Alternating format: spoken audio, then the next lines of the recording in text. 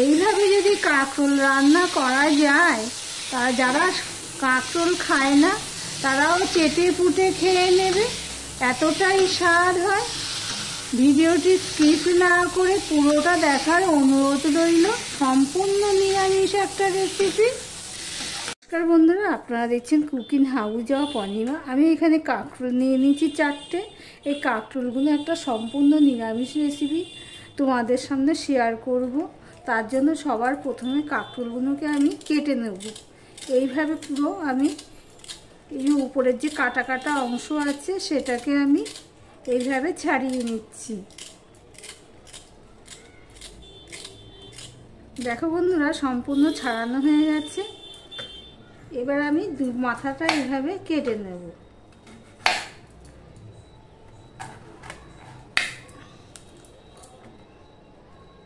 দিয়ে এইভাবে আমি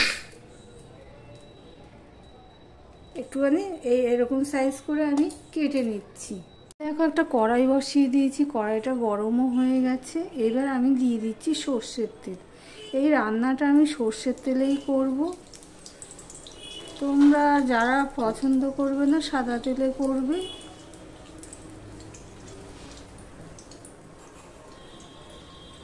দিয়ে দিচ্ছি অল্প একটুখানি করে নুন।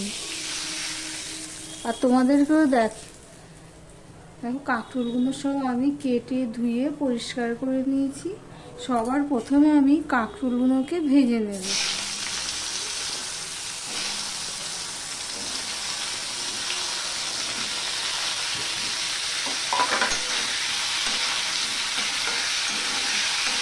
দেখো বন্ধুরা, কাঁকরোলটা পুরো ভাজা হয়ে গেছে নুন হলুদ দিয়ে। অফ ক্যামেরাতে না আমি হলুদ দিয়েছি, নুনটা দিয়েছি কিন্তু অফ ক্যামেরাটা দিয়েছি, সেটা তোলা হয়নি। এবার তোমাদের সাথে কথা বলতে বলতে দেখো বন্ধুরা, কাঁকরোলটা আমার তুলে নিচ্ছি একটা জায়গায়।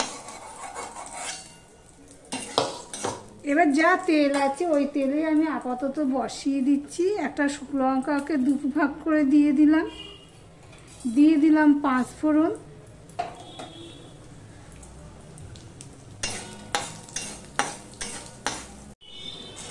দেখো 5 ফোড়নটা হয়ে গেছে।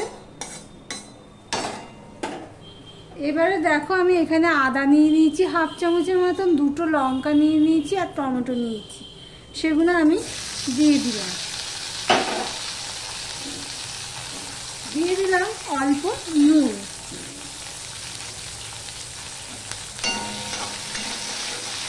এবার এটা আমি মিনিট খানিক আমি কষিয়ে নেব। এই পর্যন্ত যারা ভিডিওটি দেখছো লাইক দিতে ভুলে গেছো, চট করে একটা লাইক দিয়ে কন্টিনিউ করো বন্ধুরা। আর আমার রেসিপিটি যদি তোমাদের কাছে ভালো লেগে থাকে, নতুন বন্ধুরা যারা প্রথম এসেছো আমার ভিডিও দেখছো, তাদেরকে বলবো চ্যানেলটি সাবস্ক্রাইব করে পাশে থাকার জন্য। আমি মিনিট খানিক কষিয়ে নিয়েছি বন্ধুরা।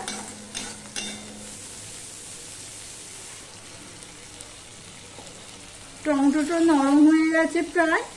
নরম না হলেও মশলার সাথে বেশ ভালো। এবারে আমি কিছু মশলা অ্যাড করব। আমি সামান্য একটু জিরের গুঁড়ো দিলাম, হলুদ দিলাম হাফ চামচের মতো, আর হাফ চামচের মতন আমি ধনের গুঁড়ো দিয়ে দিলাম। লঙ্কার গুঁড়োটাও আমি সামান্য দিলাম। এবার আমি একটুখানি করে জল দিয়ে দেব। দিয়ে মশলাটাকে আমি কষিয়ে নেব।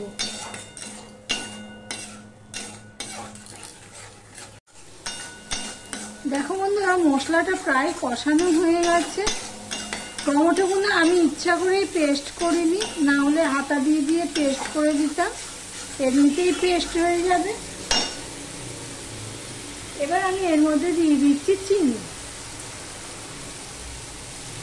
আমি ওই 1 চামচের মতন চিনি দিয়ে দিলাম। দিয়ে চিনিটাও আমি একটুখানি মশলার সাথে মিশিয়ে নিয়ে নিলাম। এবারে যে ভেজে রাখা কাঁকরোলগুলো আছে সেগুলো আমি দিয়ে দিলাম। দিয়ে সম্পূর্ণটা আমি মিশিয়ে নেব।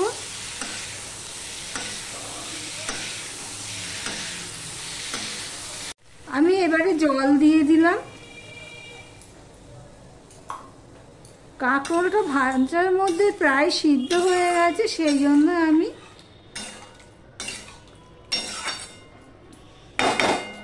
জলটা কম দিলাম। এবার আমি ঢাকা দিয়ে দিলাম। ঢাকা দিয়ে আমি প্রায় 4 মিনিট মতন রান্না করে নিয়েছি। এবারে এর মধ্যে আমি দিয়ে দিচ্ছি সর্ষে পোস্তর পেস্ট। সর্ষে পোস্তর পেস্টটা আমি কাঁচা লঙ্কা দিয়ে বেটে রেখেছি, সেখান থেকে আমি এখানে পরিমাণ মতন দিয়ে দেব।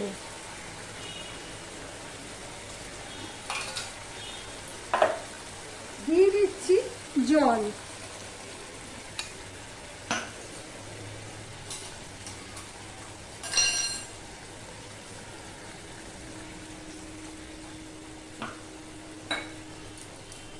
আমি কিন্তু সর্ষে পোস্তটা দিয়েছি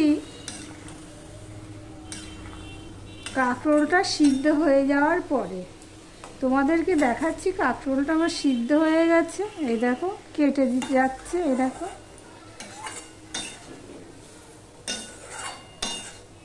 যারা কাঁকরোল খায় না তারাও চেটে পুটে খেয়ে নেবে, এতটাই স্বাদ হয়। এবার আমি এর মধ্যে দিয়ে দিচ্ছি 1 চামচের মতন কাঁচা সর্ষের তেল। ওই জন্য আমি তরকারি বসানোর সময় তেলটা আর দিইনি, কেননা ভাজাতেও তেল আছে।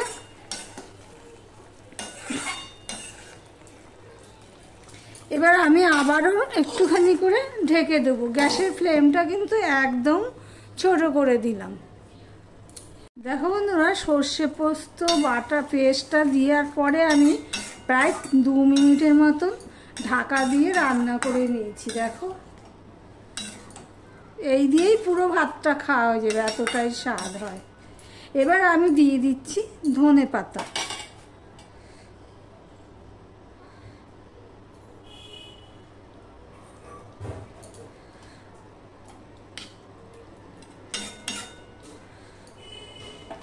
ধনেপাতাটা দিয়ে আমি ঢাকা দিয়ে দিলাম।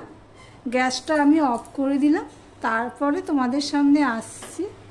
স্ট্যান্ডিং টাইমে ঢাকা দিয়ে রেখে দিয়েছিলাম।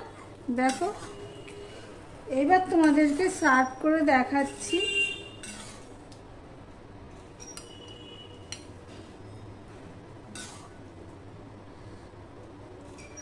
তাহলে সম্পূর্ণ নিরামিষ কাঁকরোলের রেসিপিটা তোমাদের কাছে কেমন লাগলো কমেন্ট করে জানিও। আর যদি ভালো লেগে থাকে প্লিজ বন্ধু বান্ধব আত্মীয় স্বজনের মধ্যে শেয়ার করে দিও। তাহলে আজ এখানেই শেষ করলাম।